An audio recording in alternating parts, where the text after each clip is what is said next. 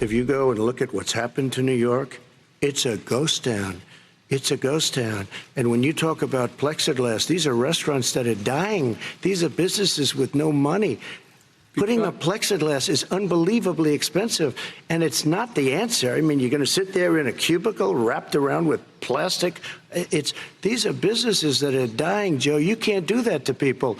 You just can't. Take a look at New York and what's happened to my wonderful city for so many years. I loved it. It was vibrant. It's dying. Everyone's leaving New York.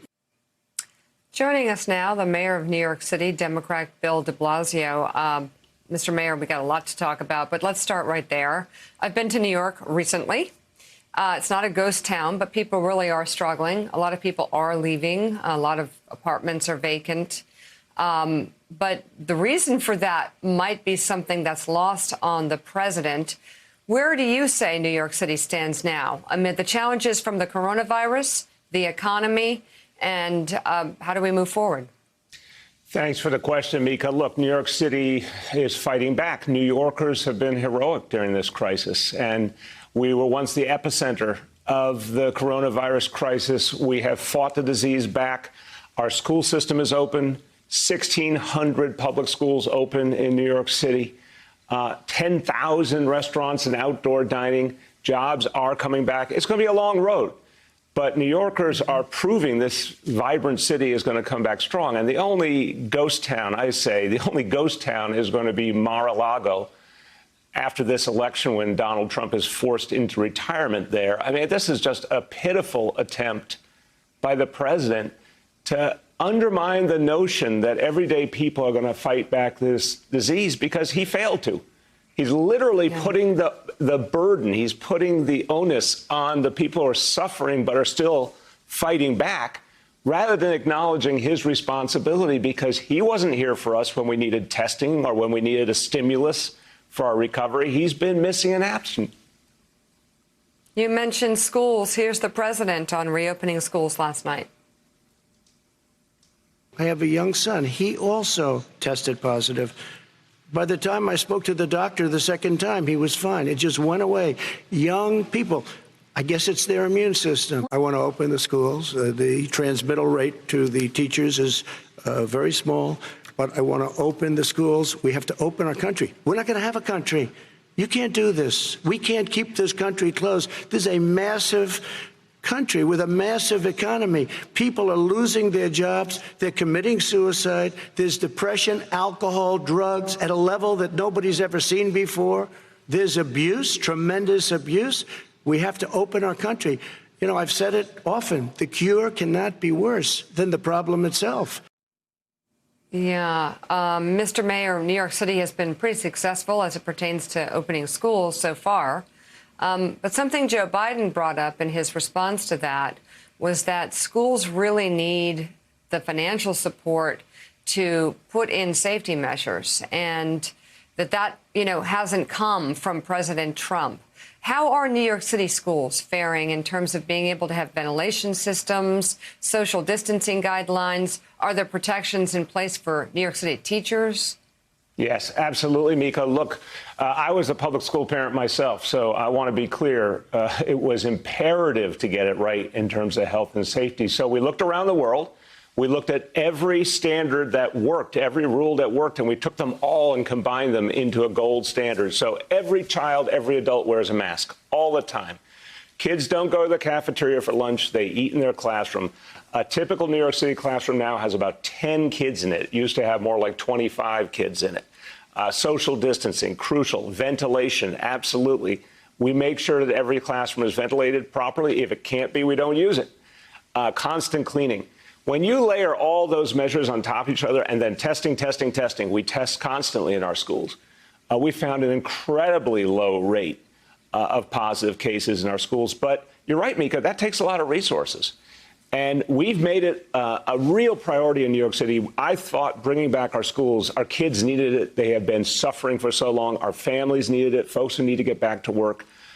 Kids who have had the toughest time, families that have gone through the most pain, need school the most. We have to fight those disparities in our society. Public education is part of that. But we had to do it safely. We didn't have the federal government helping us. And if we want schools back and our economy back, we need a stimulus. But here's the greatest fallacy of all in what Donald Trump said. Hasn't lifted a finger for a stimulus. He says, oh, my old New York. He hasn't helped New York. He hasn't helped any other city or state in the country. If he called for a stimulus, the Republican Senate would have gone along. He never did the work that a president should have done in this crisis. Mayor de Blasio, it's Willie. Good to see you this morning. It's obviously not a ghost town. I live there. I work there in New York City. I know. But if you walk around, there are a lot of empty storefronts. Your favorite diner might be closed in our case. A lot of shops have been closing. Apartment buildings half empty in some cases. And people have this sort of dread or this air of inevitability that we're going to kind of go back into where we were this winter just because of the nature of the virus and flu season coming as well. So what have you learned as mayor from March, April, May, let's call it, that you can apply this winter to hopefully get us through this better so some of those restaurants maybe can stay open? Yeah, Willie, such an important question. We learned the hard way. We went through so much pain, but New Yorkers really, out of that experience, found a lot of discipline and strength. And so now you see in this city, people wear those masks. It's not perfect, but the vast majority wear those masks, practice the distancing, and we have tough rules. Look, we had a problem recently in some neighborhoods in Brooklyn and Queens. We worked with the state of New York. We put tough restrictions in place to stop that spread, and we've seen it work immediately. When you have to apply some restrictions tactically, you can do it. But overall, the city is doing really well, one of the lowest positivity rates in the whole country. We've seen this sustained. It really comes down to the people, and I think this is another thing the president doesn't understand. Leaders are supposed to inform the people, educate, inspire the people to be their best selves. New Yorkers have responded by really showing the strength and the discipline, and the people who are sustaining us. So, no, we're not seeing a second wave in New York City, and we are fighting back any indication that might suggest even the beginning of them. If we see even a beginning of a second wave, we hit hard at that. So I'm feeling very good that we can get through this winter strong. And finally, Mr. Mayor, getting ready for Election Day, a lot of questions surrounding how that's going to go. You're setting up what's called the Election Observer Corps. Can you tell us about that? Mika, look, clearly President Trump has tried to discourage people from voting, suggested the election results will not be legitimate. Some of his followers clearly have been practicing intimidation tactics around this country.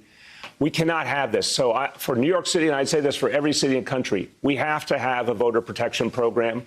On Election Day, we're going to have hundreds of lawyers, city officials, volunteers all out there protecting the vote. They see any instance of intimidation, any effort to stop people from voting. And we know where this is going to be targeted. It's where it's always been targeted, in lower income communities and immigrant communities. Where people of color live. That's where intimidation efforts have been over the years. We're going to have a strong voter protection effort because you cannot let this election be stolen by intimidation. Mayor Bill de Blasio, thank you for that, and thank you for coming on this morning. Good to see you. Thanks for checking out MSNBC on YouTube, and make sure you subscribe to stay up to date on the day's biggest stories. And you can click on any of the videos around us to watch more from Morning Joe and MSNBC. Thanks so much for watching.